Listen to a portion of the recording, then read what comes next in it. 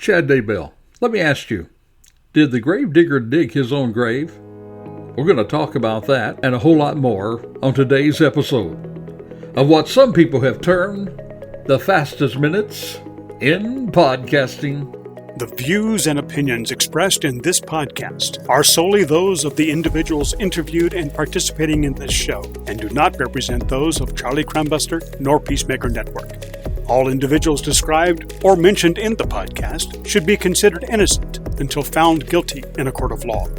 This podcast contains subject matter such as violence and graphic descriptions which may not be suitable for all audiences. Listener discretion is advised. Highlight today a very high-profile trial coming up. It has to do with Lori Daybell and her new husband, author, gravedigger, what I call a wolf in sheep's clothing, Chad Daybell. Before that, though, let me take a moment to thank you so much for being a part of the podcast today. I want you to know that we do appreciate each and every one of you that are listening.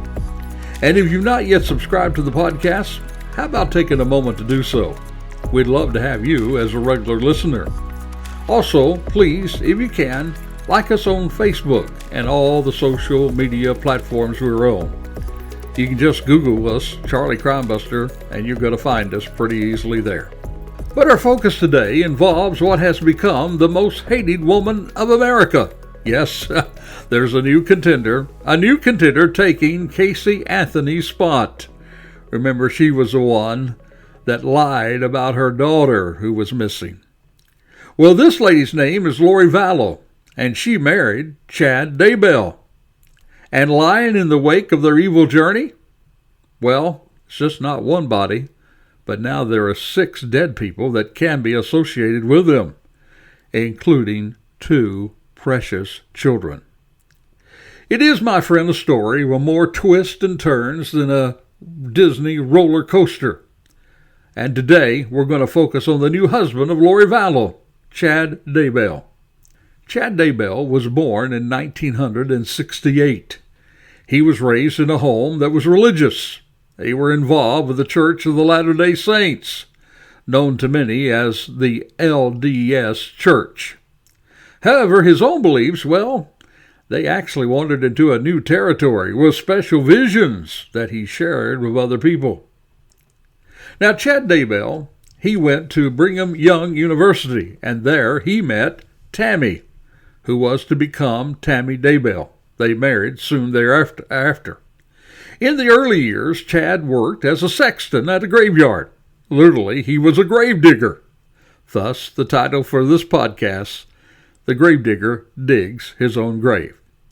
Now later, Chad Daybell becomes a self-published author. He wrote more than 24 books about near-death and doomsday events. But now we find our gravedigger author, well, he was arrested. First, he was arrested on suspicion of concealing and destroying evidence. That was after investigators found human remains at his Idaho home. He was booked into jail in the summer of 2020.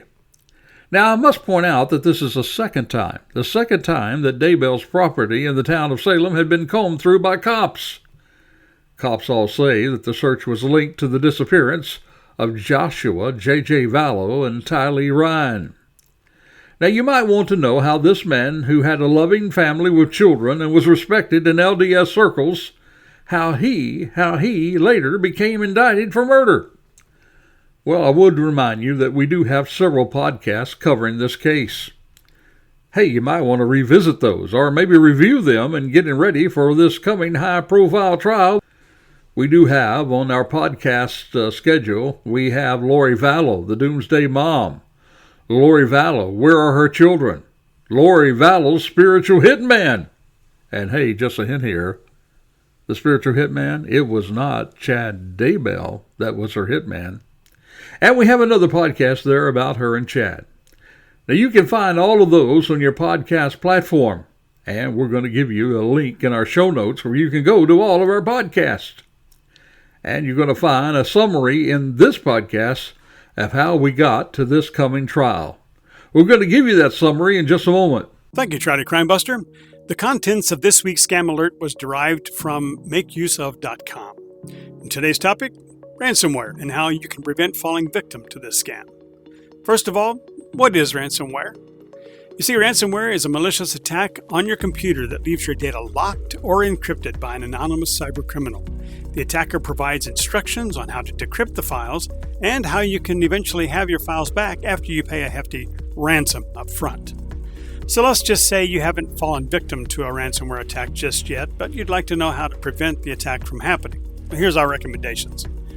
First and foremost, restrict administrative privileges on your computing devices. And next, patch all of your software applications whenever you're prompted to do so. And here's another one. Use application whitelisting. You see, this allows pre-authorized programs to run while all the other ones remain blocked by default. Believe it or not, emails are the most vulnerable to ransomware, so it's imperative to ramp up your email security. Here's one for you. Use multi-factor authentication. You see, this adds an extra layer of security as it requires 2 or more pieces of evidence to log into remote access systems like online banking.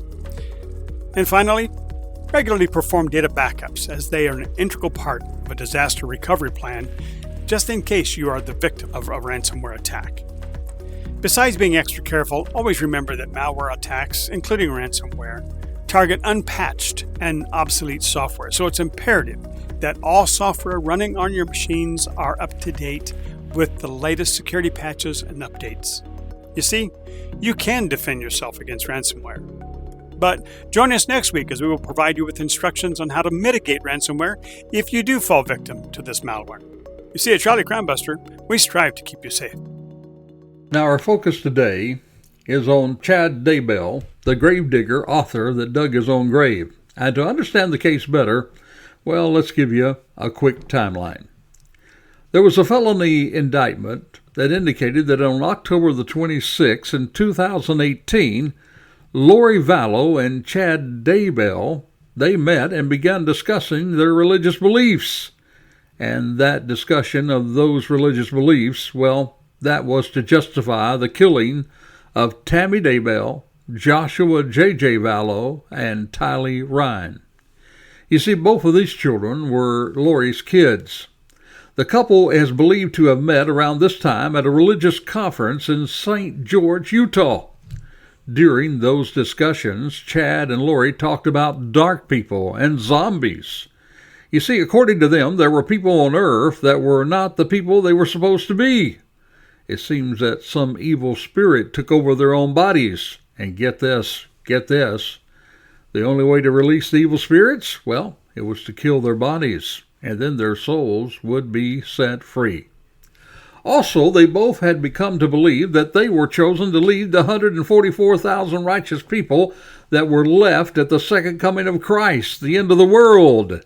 You see, all others had been killed off, all the other righteous people killed off by the terrible tribulation at the end of the world. And they together, Lori and Chad, were to be on a mission together as leaders of the new world. And there was nothing to keep them from this mission. Not the fact that they were each married to others. You see, there was nothing that could keep them from this important mission. Now, I know you're thinking this is crazy, and you're right, evil crazy, but not what I would term legal crazy. You see, both of them knew exactly what they were doing. And to assist them on this mission, well, it was Lori's brother, Alex Cox. You see, he was her protective brother. And he bought into Lori and Chad's doomsday cult. He had actually began his criminal involvement in the case early on when Lori was married to a guy by the name of Joseph Ryan, and it was in a custody battle for Tylee. You see, one day, Alex, Lori's brother, confronted Joseph Ryan and assaulted him with a stun gun. Now, Alex went to jail for that early on. And it became apparent early on in this doomsday cult that Lori and Chad had much more than a professional relationship in their endeavor to lead the doomsday preparations. They had indeed become linked together romantically. And to seal the deal, in other words, to justify their lustful actions, well, they cloaked it all in their doomsday theology. Meaning they had been on earth before, according to them, and that it was always meant to be that they would be together one day on earth. That in the eyes of God they were linked together. But yet, there were some earthly problems hindering their mission and relationship. Problem number one was Lori's husband, Charles Vallow, her fourth husband. You see, as Chad Daybell became brighter in Lori's life, well, Charles, her husband, he became darker. Yep, you guessed it. He became one of those dark zombies that Chad and Lori had talked about. In fact, Charles, he began to pick up on it. He began to fear for his life.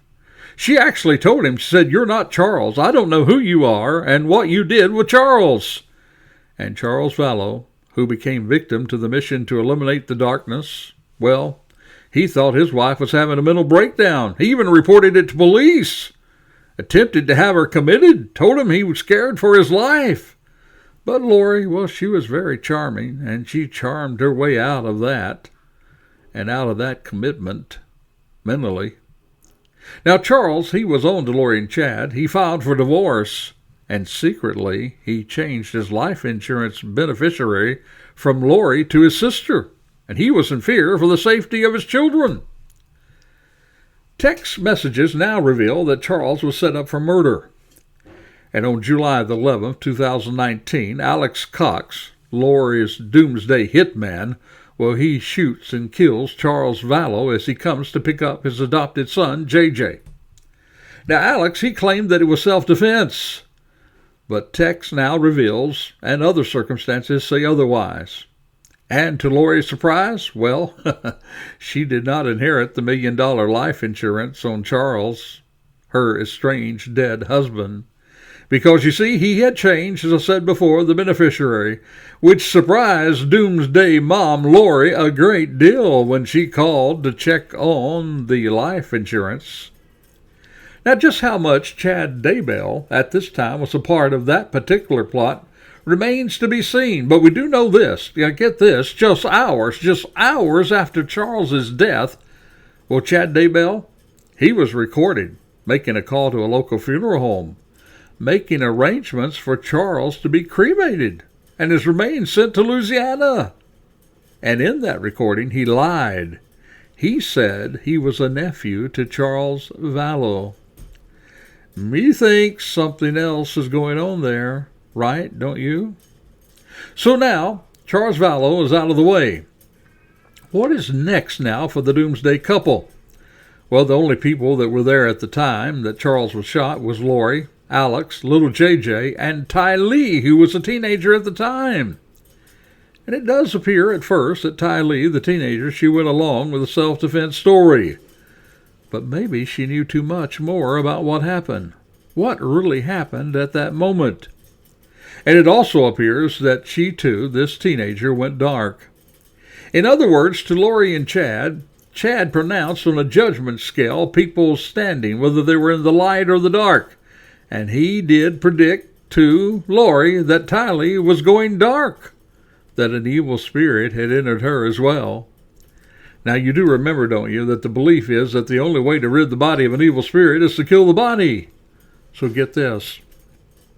On September the 8th, 2019, Tylee, JJ, Alex, and Lori are seen at the Yellowstone National Park. There are pictures of them all together there.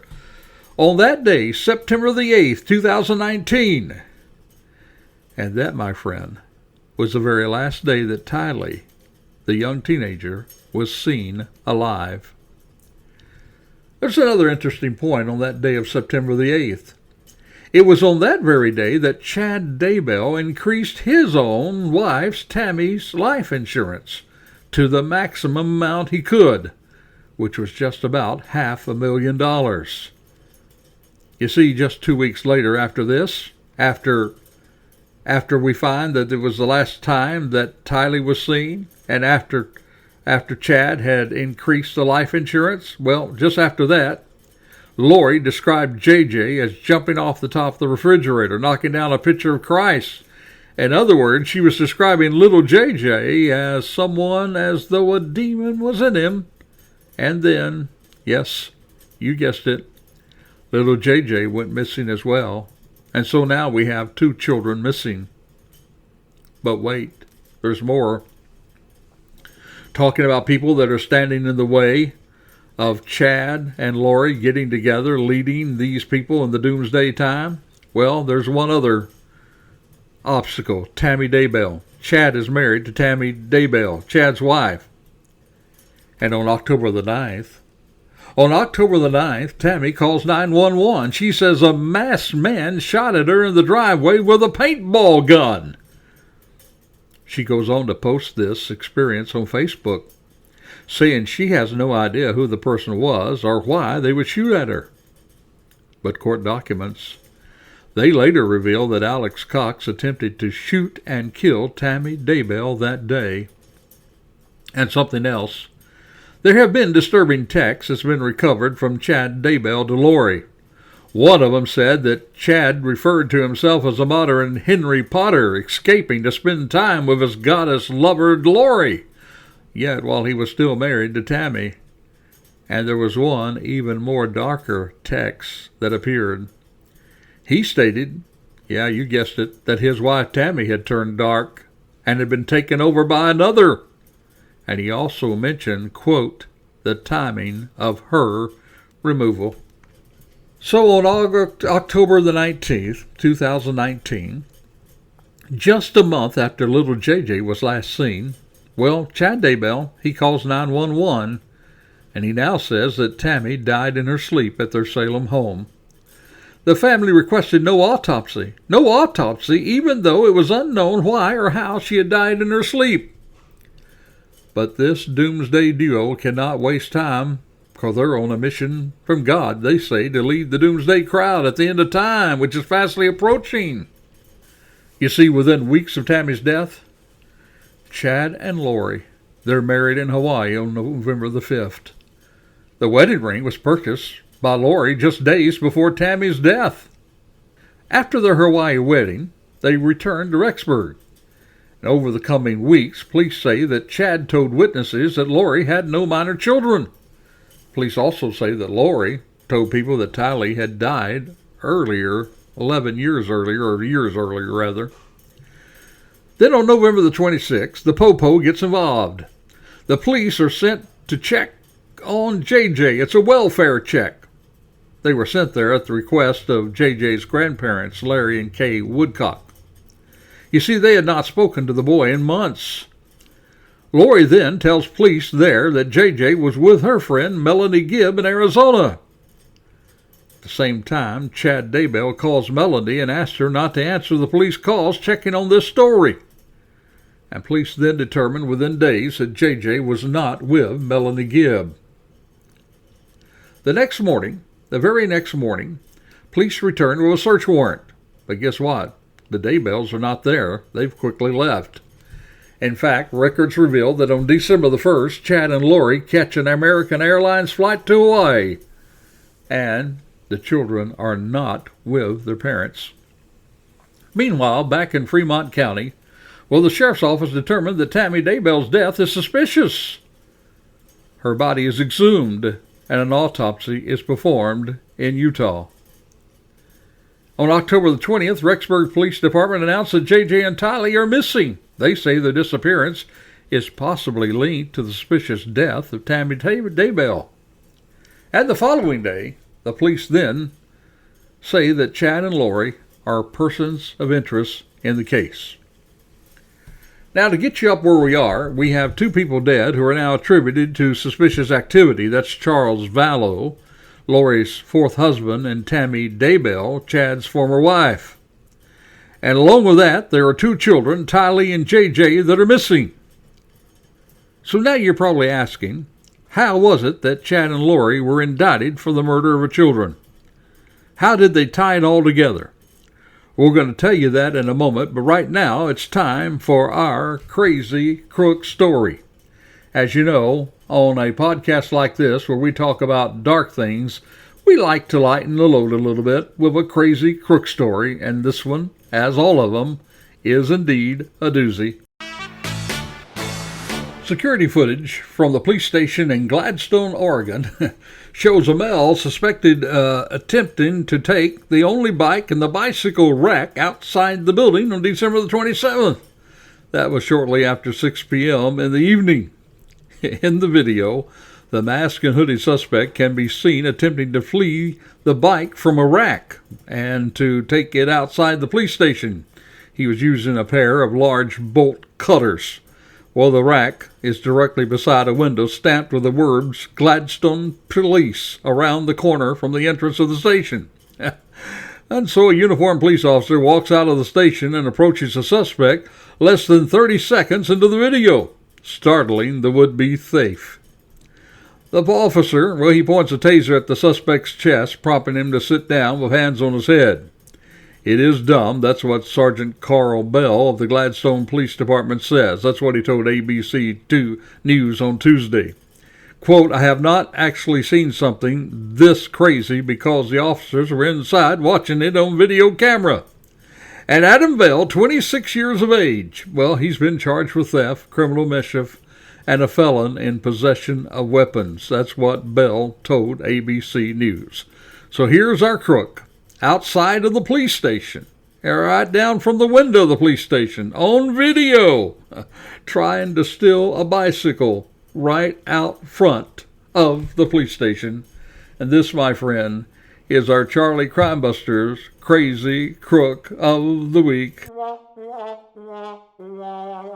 Now back to our main focus, the gravedigger who digs his own grave.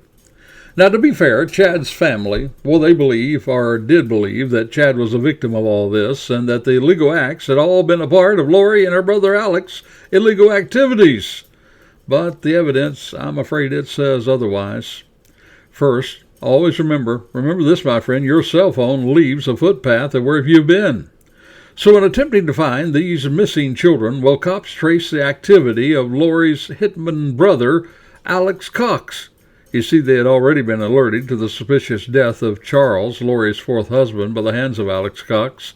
And so they find that on September the 9th, just one day after Tylee was last seen alive, well, phone records, well, they placed Alex, of all places, on Chad Daybell's property. In the general area where investigators would eventually find, well, they found Tylee's and little JJ's body. Also on that same day, Chad, he sent a text to his wife, Tammy, and he was saying that he shot a raccoon and he buried it there in that same area. You see, that was a good way to cover up to his wife. That's why the ground there may have been disturbed. So yes, I do believe that the gravedigger, that he digs his own grave with the text and other evidence that proves that he's a part of this whole evil doomsday conspiracy. You see, now they've already had Chad's preliminary hearing. But now, despite the fact that the preliminary hearing, well, it found that there was enough evidence to bind Chad over for a trial and for facing a possible death penalty if convicted. Even though that's already happened, Chad's family still believes or wants to believe that he's a pawn being used in the hands of Lori and Alex Cox. But consider with me the following. Number one, it was his own fanatical teaching to paint people with darkness and saying the only way they could be free is to kill the body that brought all of this into fruition. Number two, he was on the phone just hours after Alex had shot and killed Lori's fourth husband.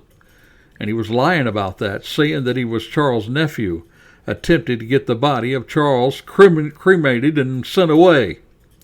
Number three, he states that Tylee had a darkness which meant the only way to have her escape was to kill her. And number four, he texts Lori that his wife Tammy has the darkness, and that, quote, it is only a matter of time before her removal. Number five, he gives great praise to Alex for his faithfulness and duty for the doomsday cult activities. And number six, it is on his property that the children were buried, where Alex was present. And the same day, Chad sends a text to his wife about killing a raccoon there and burying it on the property.